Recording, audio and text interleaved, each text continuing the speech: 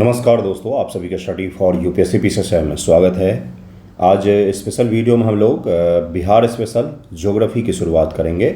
Geography को 5-7 video में ख़त्म कर लेंगे और उसके पश्चात से एंशिएंट हिस्ट्री और मिडिवल हिस्ट्री, मॉडर्न हिस्ट्री को बिहार स्पेशल को कंप्लीट करेंगे। उसके साथ में मॉडर्न हिस्ट्री भी चल रहा है अपने चैनल पर और इकोनॉमिक्स भी जल्द ही मैं शुरू कर दूंगा और बिहार स्पेशल के एमसीक्यू भी शुरू हो जाएंगे। ठीक है, आप कंटिन्यू बने रहिए चैनल पर, आपको इतना सारा कंटेंट मिलेगा कि प्रीलिम एग्जाम के लिए कुछ भी और कहीं भी जाने की ज़रूरत नहीं पड़ेगी। बस एक चीज़ का ध्यान में रखिएगा, कंटिन्यूटी अपने अंदर भी रखिएगा, डिसिप्लिन एक मेंटेन करके चलिएगा ताकि आपको कोई दिक्कत ना हो। अगर आप कंटिन्यूटी मेंटेन नहीं कर पाते हैं तो आपको दिक्कतें आनी शुरू हो जाती है। पीटी के टेस्ट सीरीज़ के मार्क्स और पीटी टेस्ट सीरीज़ की दिक्कतें, इससे जुड़े हुए बहुत सारे बच्चों को कंसर्न आए हैं, तो उसको मैं एक स्पेशल वीडियो में पीटी टेस्ट सीरीज़ को किस प्रकार से एनालिसिस किया जाता है ये मैं आज या कल में आपको बता दूंगा।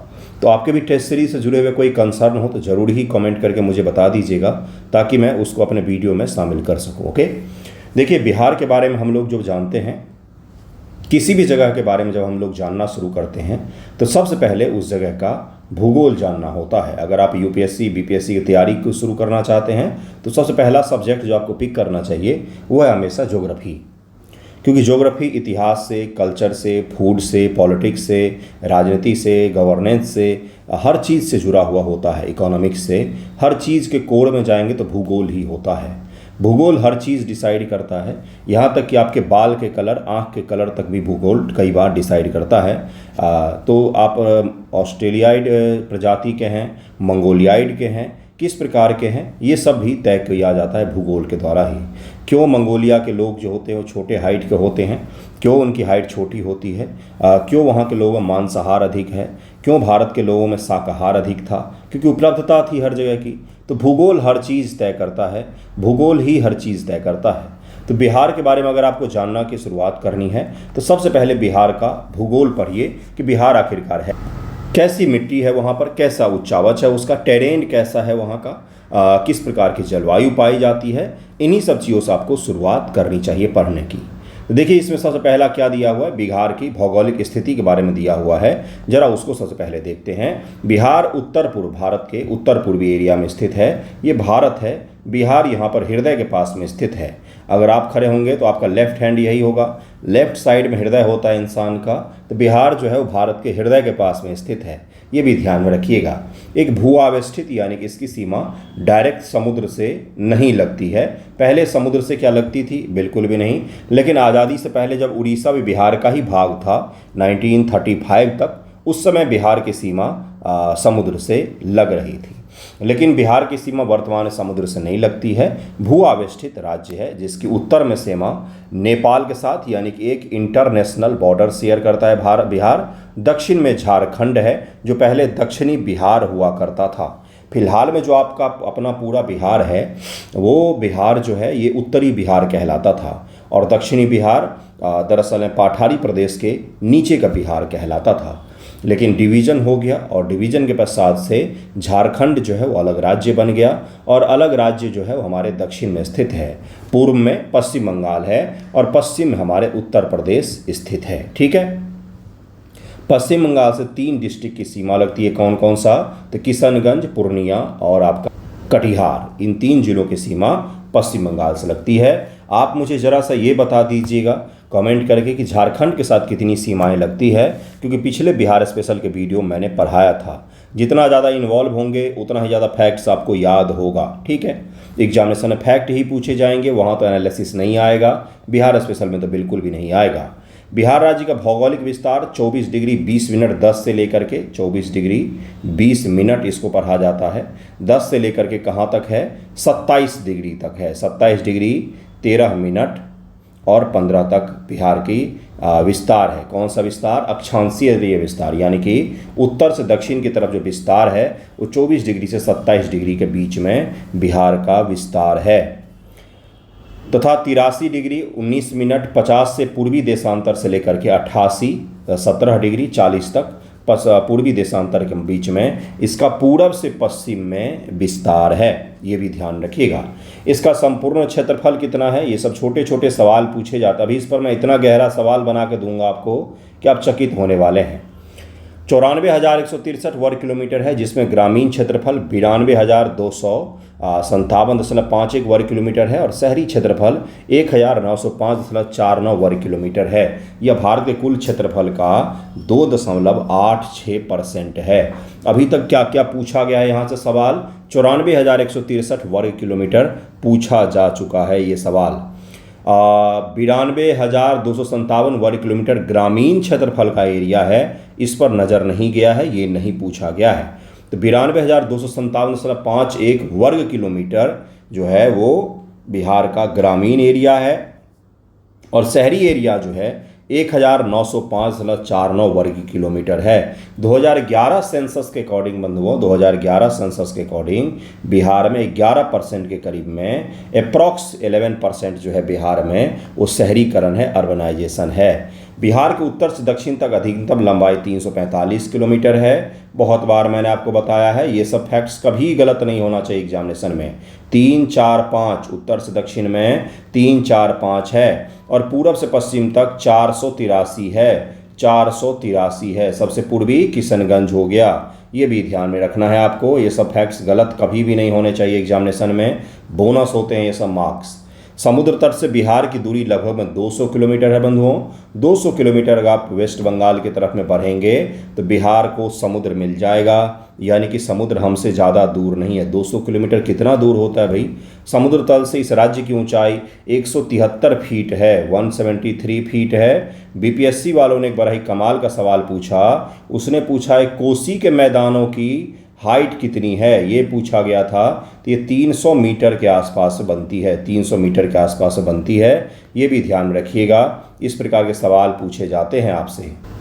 ये गंगा हुगली नदी मार्ग द्वारा समुद्र से जुड़ा हुआ है। गंगा नदी हुगली मार्ग नेशनल वाटर वे जो बनाए गए हैं उसके द्वारा यह समुद्र से जुड़ा हुआ है। बिहार की भूगर्भिक संरचना के बारे में हम लोग पढ़ेंगे और ये सारे चट्टानें सवाल बना करके खूब भर भर के पूछा जाता है प्रीलिम एग्जाम में। बिहार में पाई जाने वाली 4 प्रकार के रॉक्स हैं, कौन कौन से? पहला है धारावार चट्टानें, जिनको कहा जाता है धारावार चट्टानें कहा जाता है। दूसरा है विंध्यन क्रम की चट्टानें, विंध्यन क्रम की चट्टानें। तीसरा कौन सा है? टर्सरी चट्टानें और चौथा है क्वाटरनरी चट्टानें। 4 प्रकार के अलग अलग बिहार में चट्टानें पाई जाती हैं। ये याद रहना चाहिए, दिमाग में छप जाना चाहिए चारों। कैसे याद करें? बार बार पढ़ के याद करें, और कोई उपाय है ही नहीं, मेरे पास भी नहीं है। बादाम खाइए, और क्या उपाय कर सकते हैं, है ना। प्री कैम्बियन युग में निर्मित ये चट्टानें, प्री कैम्बियन युग पीटी का सवाल बिहार के दक्षिण पूर्वी भाग मुंगेर में स्थित खड़गपुर की पहाड़ी के पास में है, यानी कि धारावार क्रम की चट्टानें। मान लीजिए आपसे सवाल पूछा गया प्रीलिम एग्जाम में कि बताओ मुझे धारावार क्रम की चट्टानों को देखने के लिए मुझे बिहार के किन किन जिलों में जाना पड़ेगा। तो देखिए कहाँ पर लिखा हुआ है, खड़गपुर की पहाड़ी जमुई, नवादा, राजगीर आदि स्थानों पर पाई जाती है। तो ये जो इलाका है, यहाँ पर आपको दिखेगा धारावार क्रम की चट्टानें। धारावार क्रम की चट्टानें कहाँ कहाँ पर दिखती हैं? तो जिस इलाकों को मैंने गोल किया हुआ है उसमें दिखेगा। इसमें से भागलपुर को हटा दीजिएगा, थोड़ा सा ही बड़ा ड्रॉ कर दिया मैंने।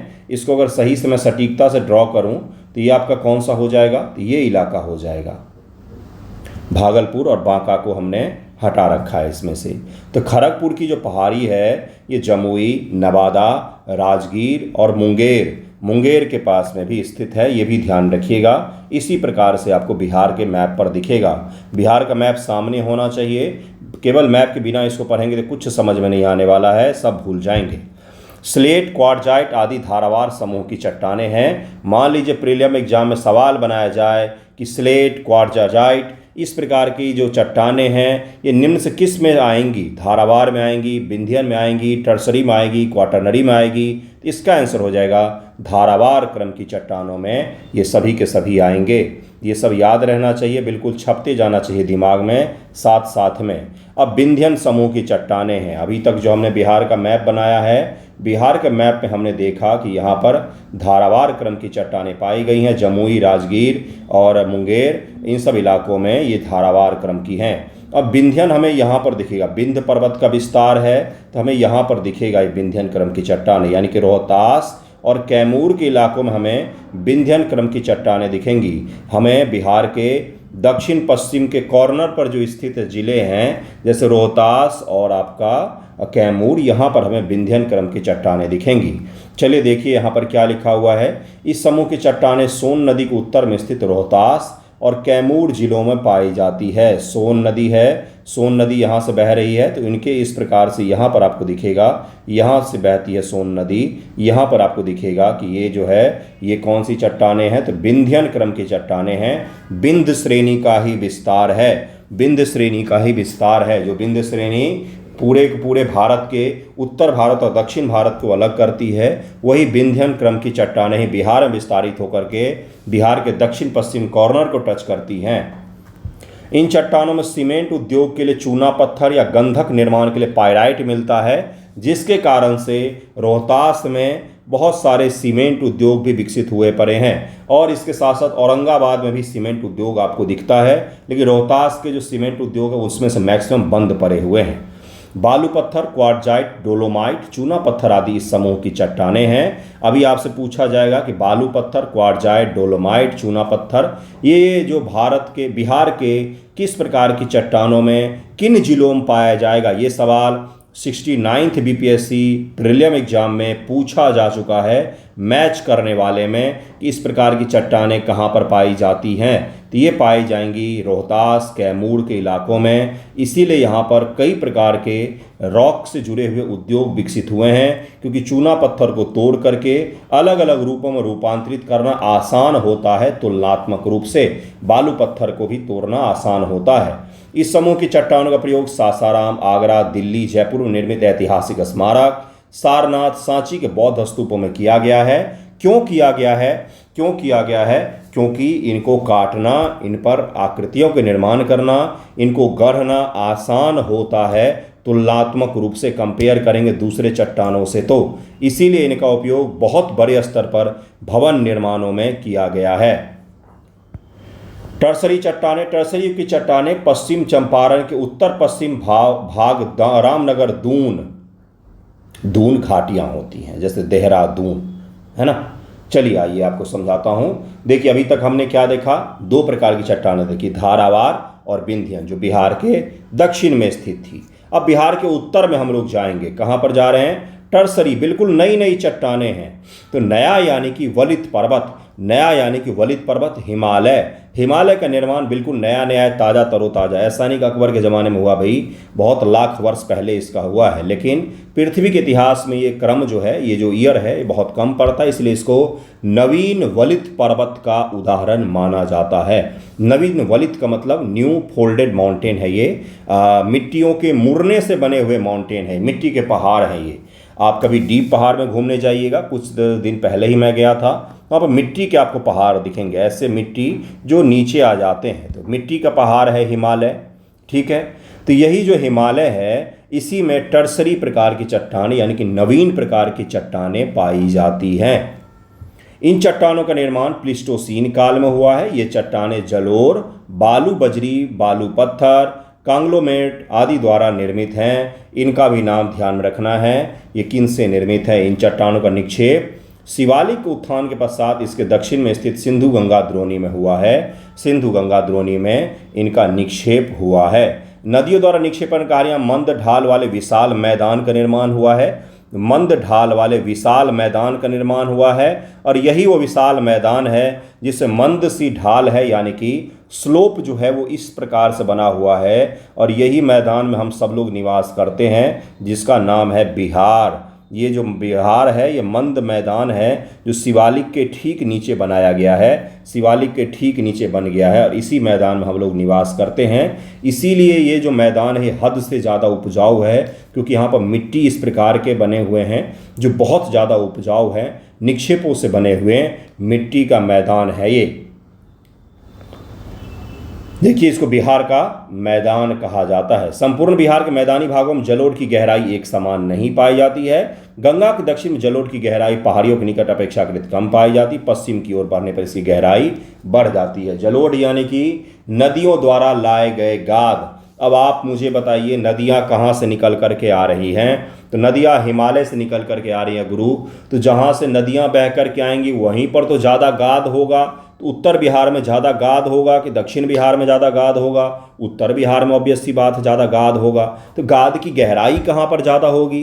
तो उत्तर बिहार में होगी। यानी कि उत्तर बिहार में अगर आप 3 किलोमीटर तक खोदते हुए चले जाएंगे अंदर तो भी आपको मिट्टी ही मिट्टी मिलेगा। उसके पश्चात कुछ चट्टानें, कुछ सॉलिड आपको रॉक मिल सकते हैं, नहीं तो ये पूरा का पूरा मिट्टी का मैदान है। वहीं दक्षिण बिहार में आएंगे तो चूंकि यहाँ पर बारहमासी नदी, हिमनद वाली नदी, मिट्टी लेकर आने वाली नदियाँ कम हैं, इसीलिए यहाँ पर गाद की गहराई कम है। ये पूछा गया है प्रीलिम एग्जाम में, स्टेटमेंट बना करके ये सवाल पूछा जा चुका है। गंगा के दक्षिण भाग में सबसे गहरे जलोढ़ बेसिन बक्सर और मोकामा के बीच पाए जाते हैं। आरा, डुमराव, बिहटा, पुनपुन को अगर एक काल्पनिक रेखा से मिलाया जाए तो इनके समानांतर स्थित हिंज रेखा के समीप जलोढ़ की गहराई 300 से 350 मीटर से बढ़ करके 700 मीटर तक में हो जाती है। यानी कि यहाँ पर इतने मीटर तक गहरे तक पंख वगैरह, पंख यानी कि जलोढ़ और मृदा, मिट्टी पाए जाते हैं। मिट्टी का ही मैदान है। जरा आपको इमेजिनेशन करवाता हूँ, आप इमेजिन करते हैं कि नहीं, देखते हैं। ये हिमालय है, ये हिमालय है। हिमालय का निर्माण हो रहा था। इस तरफ से दक्षिण भारत का जो इलाका, भारतीय प्लेट है, वो यूरेशियाई प्लेट को ढकेल रहा था। तो यहाँ बीच में गहरा खड्ड का निर्माण हुआ गया था। हिमालय चूंकि ऊंचा हो गया तो यहाँ पर ग्लेशियर बन जाएंगे, बर्फ़ हो जाएगा। ऊंचाई के कारण यहाँ पर बर्फ़ हो जाएगा, सब जगहों पर बर्फ़ डाल दिया। अब ये बर्फ़ पिघलेंगे तो यहाँ से नदियाँ निकल करके इसमें आकर के गिर रही थी। ये नदियाँ निकल करके इसमें आकर गिरते जा रही थी इस गड्ढ में, और इसमें धीरे धीरे नदियों के जमाव के कारण यहाँ पर मिट्टी बस गए। वही मिट्टी है उत्तर भारत का मैदान, वही मिट्टी है उत्तर भारत का ये जो मैदान दिखता है, ये नदियों के द्वारा लाखों वर्ष में जमा किए हुए गाद हैं। इसीलिए आज भी नदियाँ जो हैं वो यहाँ पर बहती हैं, मैदानों में बहती हैं। कभी ये नदियाँ इसमें जाकर बस पानी गिरा देती थीं। यहाँ पर बहरा गड्ढा हुआ करता था, जो गड्ढा भर चुका है। उत्तर भारत जो आपको दिखता है वो बड़ा गड्ढा हुआ करता था कभी। आप इमेजिन कीजिएगा, बहुत सारी ज्योग्राफी में ऐसी चीज़ें होती हैं जो आपको इमेजिन करना पड़ता है, क्योंकि उसको वास्तविक रूप से दिखाना असंभव सा होता है। चलिए आगे बढ़ते हैं। बिहार में प्राकृतिक उच्चावच, नेचुरल जो बिहार में उच्चावच हैं उनको जरा हम लोग पढ़ेंगे। 3 भागों में इसको बांटा गया है। पहला बांटा गया है बिहार में शिवालिक पर्वत श्रेणी और तराई का क्षेत्र। पहला बांटा गया है शिवालिक पर्वत श्रेणी, शिवालिक यहीं पर आपको दिखेगा, और तराई के क्षेत्र आपको बिहार और नेपाल की सीमावर्ती में पूरा पूरब से पश्चिम तक अधिकांश में दिखता है, सकरी सी पट्टी जैसी। और दूसरा है बिहार का मैदान, जो बिहार का मैदान इस प्रकार से है, गंगा के उत्तर में भी है, गंगा के दक्षिण में भी है, और बिल्कुल सुदूर नीचे आ जाइए तो दक्षिण का पठार आ जाएगा। ये पठारी प्रदेश होते हैं। औरंगाबाद और गया, राजगीर में जो आपको पठार दिखता है वो यही पठारी प्रदेश होता है, यही पठारी प्रदेश होता है। ठीक है, तो बिहार को 3 भागों में बांटा गया है। शिवालिक पर्वत श्रेणी जो केवल आपको वेस्ट चंपारण में दिखेगा, तराई के क्षेत्र आपको नेपाल के साथ सीमावर्ती बहुत सारे जिलों में दिखेंगे, पतली सी सकरी पट्टी होती है। उसके बाद से दक्षिण का पठार आपको बिहार के दक्षिणतम भाग में दिखेगा। अब एक एक करके इनको भी पढ़ेंगे, इस प्रकार से पढ़ेंगे कि दोबारा आपको कभी रटना ना पड़े जीवन में। ध्यानपूर्वक देखिएगा। वीडियो में कोई इंटरेस्ट के लिए कोई इस यहाँ पर चुटकुला तो नहीं डाल सकता हूँ मैं। पहाड़ तो पहाड़ ही होता है, पहाड़ में क्या चुटकुला होगा। तो कोई स्टूडेंट आप 10th-12th के भी नहीं है कि बीच बीच में आपको इंटरटेनमेंट चाहिए, शेरो शायरी चाहिए, इसलिए इसको डिटेल में पढ़िएगा। यहाँ से अगर सवाल बनाए जाए ना तबीयत से तो बहुत कठिन सवाल हो जाएंगे, जैसा उन्होंने 69th में किया भी था। छोटे मोटे फैक्ट्स तो सारे रटते ही होंगे आप। ठीक है, बिहार के उत्तर पश्चिम भाग में स्थित पश्चिम चंपारण। अब आपसे पूछा शिवालिक कहाँ पर है भाई, तो शिवालिक है पश्चिम चंपारण में, क्योंकि हिमालय के क्रम में तो वही केवल एक लगता है भाई बिहार में। बिहार के उत्तर पश्चिम भाग में स्थित पश्चिमी चंपारण जिले के उत्तरी भाग में स्थित शिवालिक पर्वत श्रेणी का विस्तार 932 वर्ग किलोमीटर क्षेत्र में है। 932 वर्ग किलोमीटर क्षेत्र में है। ये प्रीलियम का क्वेश्चन बन सकता है। इसकी ऊंचाई 250 से 280 मीटर है, कुछ भी ऊंचा नहीं है। 250 से 280 मीटर यहाँ पर शिवालिक श्रेणी की ऊंचाई, मतलब छोटे छोटे पर्वत आपको दिख सकते, छोटे छोटे पहाड़ी की श्रृंखलाएं दिख सकती, इसको शिवालिक कहा जाता है। शिवालिक क्या है गुरु? हिमालय का जब निर्माण हो रहा था, मिट्टियाँ जब मुड़ रही थी, हिमालय का निर्माण हो रहा था, यूरेशियाई प्लेट और भारतीय प्लेट टकरा रहे थे, तो हिमालय के निर्माण के पश्चात जब हिमालय पूरा बन गया तो सबसे अंत का मुड़ा हुआ हिस्सा है, थोड़ा मोड़ा बचा हुआ हिस्सा, वही है शिवालिक। यानी कि शिवालिक हमेशा ही सबसे कम हाइट पर होगा, बहुत कम उसकी ऊंचाई होगी। ठीक है। शिवालिक पर्वतीय प्रदेश को हिमालय का तृतीय मोड़ माना जाता है, तृतीय मोड़ माना जाता है, सबसे अंतिम मोड़। वही मैंने आपको बताया, फोल्डेड माउंटेन है, वलित पर्वत है हिमालय, उसी में लास्ट में फोल्ड हुआ है। फोल्ड मतलब जानते हो ना, मोड़ना, तो वही लास्ट मोड़ है यही। रामनगर दून दक्षिण श्रेणी के रूप में जानी जाती है, छोटी छोटी पहाड़ियों का क्रम है। 214 वर्ग किलोमीटर फैले रामनगर दून की अधिकतम ऊंचाई मात्र 240 मीटर ही है, बहुत कम इसकी ऊंचाई मानी जाती है। सोमेश्वर श्रेणी है, इसका विस्तार पश्चिम में त्रिवेणी नहर के शीर्ष भाग से लेकर के भिखनाठोरी लगभग 75 वर्ग किलोमीटर तक में ये फैला हुआ है। सोमेश्वर श्रेणी का शीर्ष भाग बिहार और नेपाल के बीच की सीमा का निर्माण करता है। इसकी सर्वोच्च ऊंचाई चोटी 874 मीटर है। सबसे ऊंचा चोटी जो है इसका वो 874 मीटर का है। इस श्रेणी नदियों का पर्दन के फलस्वरूप अनेक दर्रों का निर्माण हुआ है, जिसमें सोमेश्वर, भिखनाठोरी, मवात, ये तीन दर्रे भी हैं। इन्हीं दर्रों से भारत और नेपाल के बीच में संपर्क का मार्ग बना हुआ है पश्चिम चंपारण में। आपको नहीं पता होगा, आज आपको ये भी पता चल गया। आपने अरुणाचल के दर्रे रटे होंगे, आपने अरुणाचल के, सिक्किम के, हिमाचल के, लेह लद्दाख के, सबके दर्रे रटे होंगे। बिहार में भी है सोमेश्वर, भिखनाठोरी और मवात, ये तीन छोटे छोटे दर्रे हैं जिनसे होकर के भारत और नेपाल के बीच में रास्ता बनता है पश्चिमी चंपारण में। ठीक है। इन दर्रों से भारत नेपाल के बीच में संपर्क की घाटी बना हुआ है। सोमेश्वर श्रेणी के बारे में ये जानकारी थी, जिसकी अधिकतम हाइट मात्र 874 मीटर ही है। दून ढहरहा घाटी 224 किलोमीटर लंबी है। घाटी रामनगर दून और सोमेश्वर श्रेणी के बीच में स्थित है। इस घाटी को हरहा नदी की घाटी भी कहा जाता है। बिहार का मैदान अब पढ़ेंगे हम लोग। बिहार में हिमालय इतना ही था, बिहार में हिमालय इतना ही है, बहुत ही छोटा सा इलाका है, एक डिस्ट्रिक्ट में ही, पश्चिमी चंपारण में, बहुत ही छोटा सा इलाका है। बिहार में सबसे ज़्यादा क्या विस्तारित है? बिहार का मैदान सबसे बड़ा मैदान है। ये बिहार है, जहाँ बहार है, ये बिहार है। बिहार को अब जरा समझते हैं और अच्छे से। ये हो गया हिमालय, ठीक है भाई, ये हिमालय हो गया। ये जो आपका दक्षिण का भाग दिखता है, ये हो गया पाठारी प्रदेश, ये हो गया आपका पाठार, ये हो गया आपका हिमालय।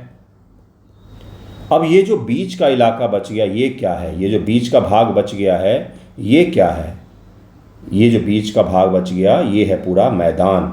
तो आपको दो मैदान दिख रहा होगा, एक पहला मैदान और एक आपको दूसरा मैदान दिख रहा होगा। पहला मैदान में ये पूरा आएगा, ये पूरा भाग आएगा। ये आपको पहला मैदान दिख रहा है, ये दूसरा मैदान दिख रहा है। ये चूँकि उत्तर भारत में है, उत्तर बिहार में, तो इसको बोल देते उत्तरी बिहार का मैदान। ये दक्षिण बिहार में, तो इसको बोल देते दक्षिणी बिहार का मैदान। हो गया ख़त्म। दोनों का निर्माण क्यों हुआ है? तो दोनों का निर्माण हुआ है हिमालय और प्रायद्वीपीय कुछ नदियों के बहकर के आने के कारण से दोनों का निर्माण हुआ है। मैदान कितने भागों में होते हैं भाई? तो बांगर, खादर, तराई, इन सब में बांटते हैं उसको। तो चलिए बांट करके एक एक करके देखते हैं कि कहाँ कहाँ पर कौन कौन सा क्या क्या पाया जाता है। इसका निर्माण गंगा और उसकी सहायक नदियाँ जैसे घाघरा, गंडक, बूढ़ी गंडक, कोसी, बागमती, कमला आदि के द्वारा लाए गए अवसादों के निक्षेप से हुआ है। उत्तरी गंगा का मैदान जिसको कहा जाता है, अभी आपको पता है ही है, इसमें कुछ नया तो था नहीं। इस मैदान का ढाल कहाँ से कहाँ तक है? ढाल यानी कि स्लोप। तो ये बिहार है, इसमें सारी नदियाँ इस प्रकार से बह रही हैं, इस तरह से बह रही, तो ढाल कहाँ से कहाँ तक होगा? उत्तर से दक्षिण पूर्व की तरफ होगा, यही तो है। उत्तर से ये वो नॉर्थ से आ रहा है, दक्षिण पूर्व की तरफ में जा रहा है, यही है इसका ढाल।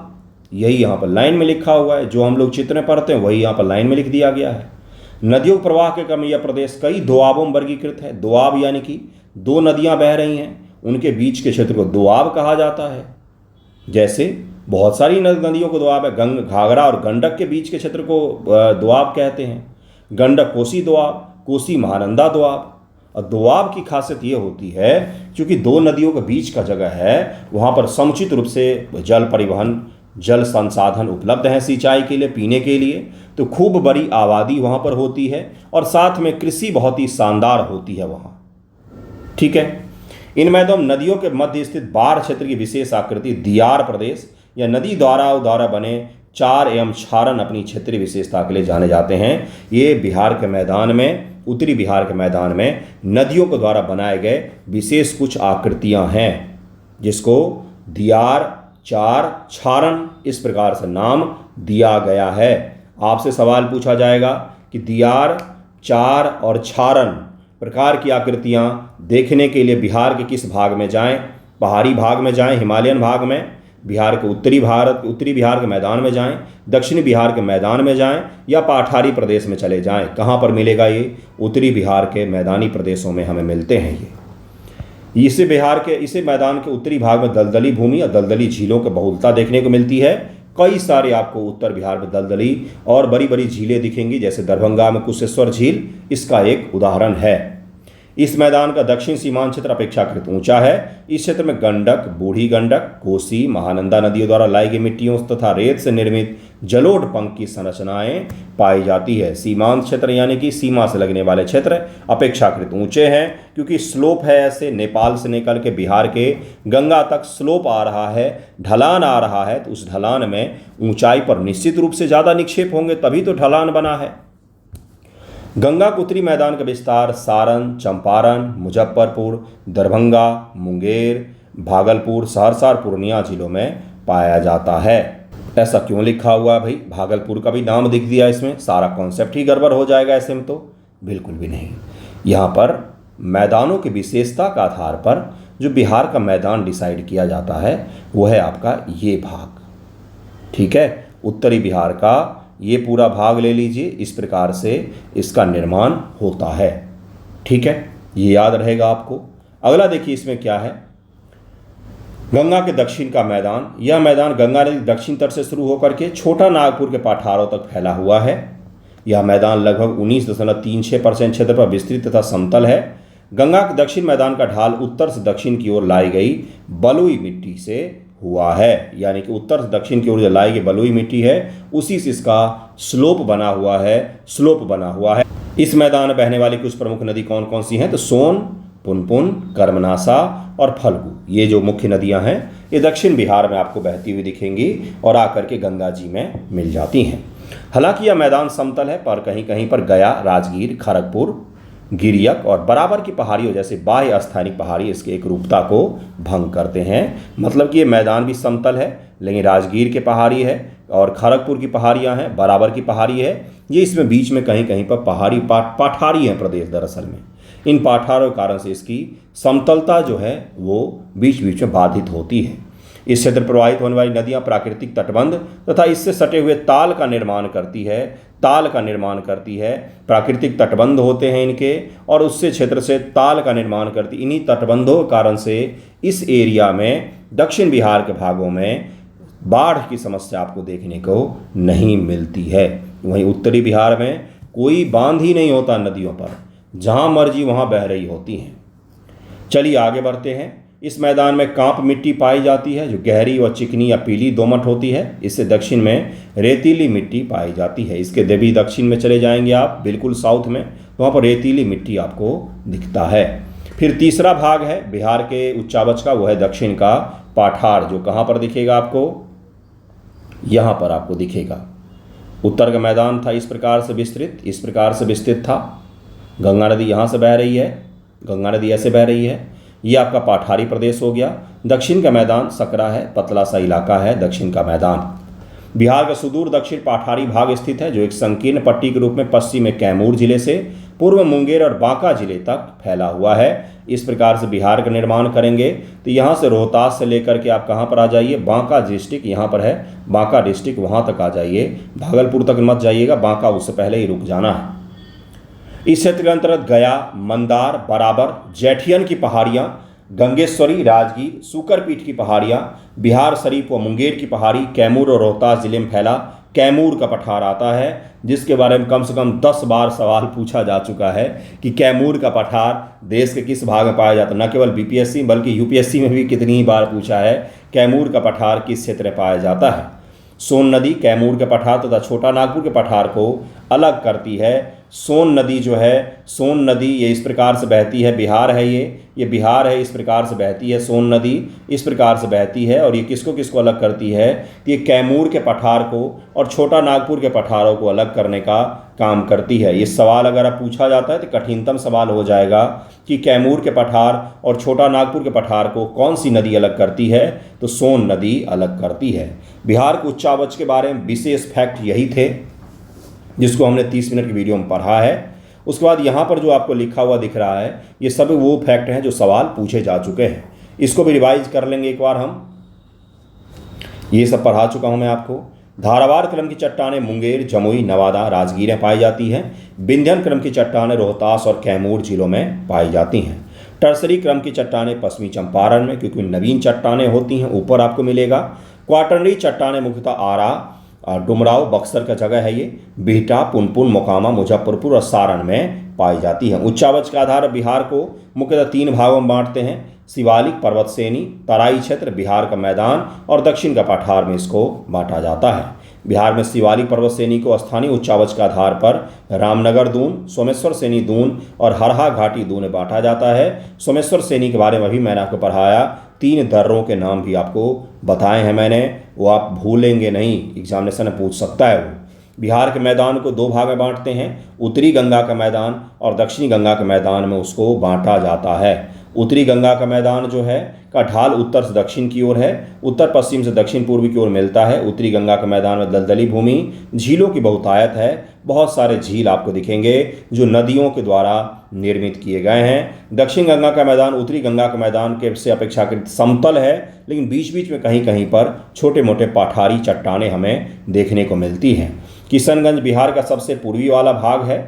भौगोलिक क्षेत्रफल की दृष्टि से देश के राज्यों की सूची में जम्मू और कश्मीर के पुनर्गठन के पश्चात बिहार का स्थान 12th पोजीशन पर है। बिहार क्षेत्रफल के दृष्टिकोण से और आबादी के दृष्टिकोण से देश का 3रा राज्य है। बिहार की सीमा से लगने वाले 3 राज्य हैं: उत्तर प्रदेश, झारखंड और पश्चिम बंगाल हैं। वर्तमान उत्तर प्रदेश और झारखंड की सीमा से बिहार के 8 जिले और पश्चिम बंगाल से 3 जिले स्पर्श करते हैं। बिहार की सोमेश्वर पहाड़ी में 3 पहाड़ी है: पारसनाथ पहाड़ी, राजमहल पहाड़ी और खड़गपुर पहाड़ी से नई है। बिहार की सोमेश्वर पहाड़ी जो है वो 3 पहाड़ियों कौन कौन सी? तो पारसनाथ पहाड़ी, राजमहल पहाड़ी और खड़गपुर पहाड़ी से नई है। क्यों नई है? क्योंकि टर्सरी प्रकार के चट्टानें यहाँ पर पाई जाती हैं। वलित पर्वत का उदाहरण है। हिमालय के निर्माण के पश्चात सोमेश्वर पहाड़ियों के निर्माण हुआ है। हिमालय में भी सबसे अंत में शिवालिक का निर्माण हुआ है, इसीलिए सबसे नवीनतम पहाड़ है। बिहार में बाकी कोई भी पहाड़ी होंगी उन सबसे नवीनतम है ये। बिहार स्थित खड़गपुर पहाड़ी भूतात्विक दृष्टि से अपेक्षाकृत सबसे पुरानी है। सबसे पुरानी पहाड़ी बिहार में कौन सी है? तो वह खड़गपुर की पहाड़ी सबसे पुरानी पहाड़ी है। रटा होना चाहिए, दिमाग में छपा हुआ होना चाहिए। बिहार का तराई प्रदेश भारत नेपाल सीमा के समानांतर स्थित है। बराबर की पहाड़ी गया जिले में स्थित है। ये सारा मैंने आपको पढ़ा दिया। अब जरा इन सवालों को भी कर लेते हैं। मुंगेर पहाड़ी क्षेत्र निम्नलिखित भौतिक प्रदेशों में से किसका एक भाग है? इसका आंसर हो जाएगा दक्षिण का पठारी प्रदेश का भाग है। आसान सवाल था। भारत के निम्नलिखित में से किस राज्य की सीमा बिहार के अधिकतम जिलों से लगती है? किसकी सीमा अधिकतम जिलों से लगती है? तो इसका आंसर हो जाएगा डी, उपयुक्त में से एक से अधिक। उत्तर प्रदेश और झारखंड की सीमा 8 जिलों से लगती है। बिहार राज्य का कुल भौगोलिक क्षेत्रफल 67वीं बीपीएससी पीटी का एग्जामिनेशन का सवाल है तो 94,163 वर्ग किलोमीटर अभी मैंने आपको करवाया है। ये सारे सवाल रटे हुए होने चाहिए, पता होने चाहिए फैक्ट्स। निम्न से कौन सा जिला धारावार भूस्तरीय रचना वाला नहीं है? अभी आपको धारावार रटवाया है मैंने कि कौन सा नहीं है। तो इसका आंसर क्या हो जाएगा? रोहतास जो है ये तो विंध्यन क्रम की चट्टानें है भाई, सबसे कॉर्नर पर विंध्यन क्रम की चट्टानें हैं, ये धारावार हो ही नहीं सकती है। धारावार के बारे में मैंने आपको बताया कि यहाँ पर है मुंगेर, नवादा, राजगीर, ये जो हैं इसके पास धारावार है, कॉर्नर पर विंध्यन क्रम की चट्टानें पाई जाती हैं। बिहार के निम्न हिस्सों में से कौन सा हिस्सा भूतात्विक दृष्टि से सब अपेक्षाकृत पुराना है? तो खड़गपुर की पहाड़ी अभी हमने पढ़ा है, इसका आंसर हो जाएगा सी। इसका आंसर सी हो जाएगा। निम्नलिखित भू आकृतियों में से किसके द्वारा बिहार राज्य का उत्तर पश्चिम भाग घिरा हुआ है? उत्तर पश्चिम भाग कहा जा रहा है। उत्तर चले गए, पश्चिम चले गए, तो इसका आंसर क्या हो जाएगा? छठे का आंसर हो जाएगा ए, सोमेश्वर पहाड़ी की श्रेणी है। निम्न से कौन सा शहर बिहार के सबसे पूर्वी भाग में स्थित है? तो 7 का आंसर क्या हो जाएगा?